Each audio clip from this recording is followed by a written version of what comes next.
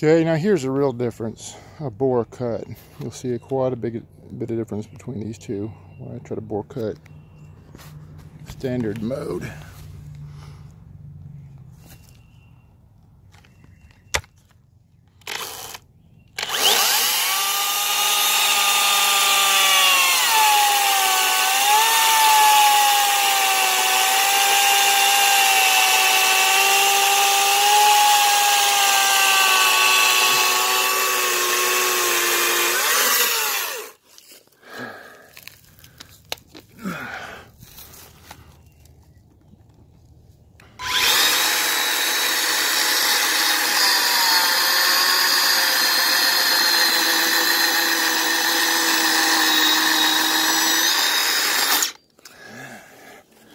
As you can see, this big brushed motor will hog right through it. I can push hard, whereas the little one, you just got to be real gentle with it. Let it ease its way on in there.